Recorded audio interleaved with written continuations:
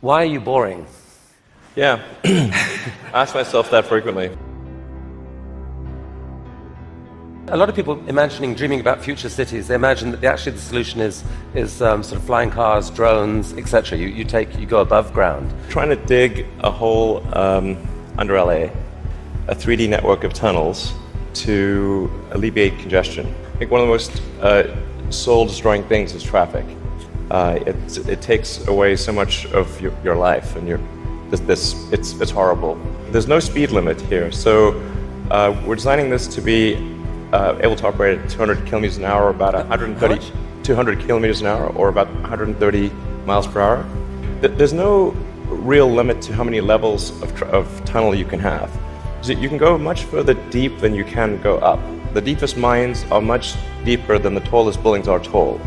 I mean, you started Tesla with the goal of persuading the world that electrification was the future of cars. Yeah. Cross country from LA to New York by the end of the year, fully autonomous. By the end of the year, you're saying someone's going to sit in a Tesla without touching the steering wheel, tap in New York, off it goes, won't have to ever touch the wheel by the end of 2017. We should be able to go from all the way from a parking lot in California to a parking lot in New York, no controls touched at any point during the entire journey. So this is allowing you to dream of this really ambitious idea of sending like many people to Mars in 10 or 20 years time, I guess. In the next 20 years.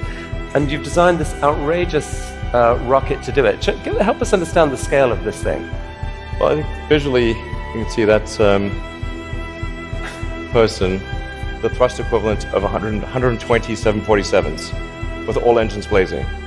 This can take a fully loaded 747 with maximum fuel, maximum passengers, maximum cargo on the 747.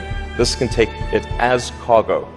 You presented recently this interplanetary transport system. This is a scene you picture what in 30 years time, 20 years time? 8 to 10 year time frame. Aspirationally, that's our target. Our internal targets are more aggressive, but I think this vehicle seems quite large, and is large by comparison with other rockets.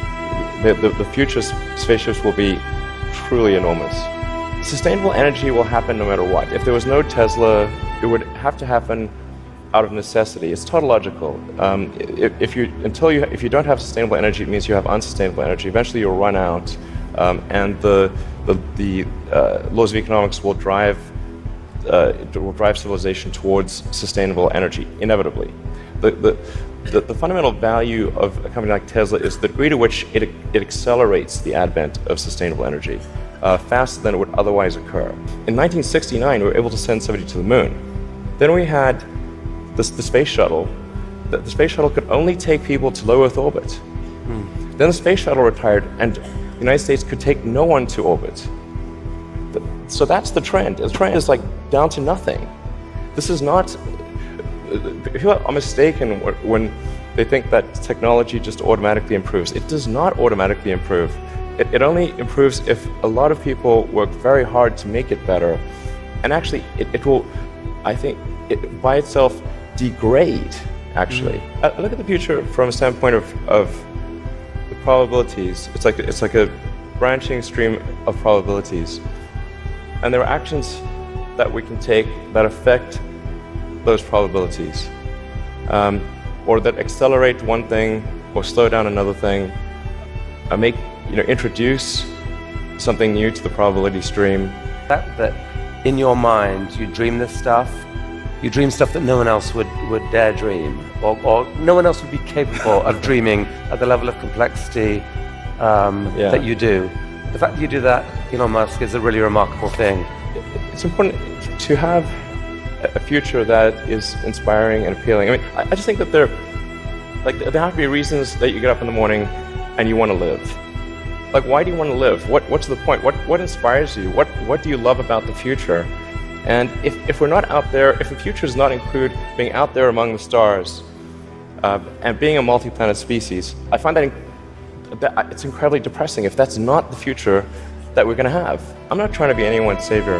That is not the. I'm just trying to think about the future and not be sad. You'll tell me if it ever starts getting genuinely insane, right?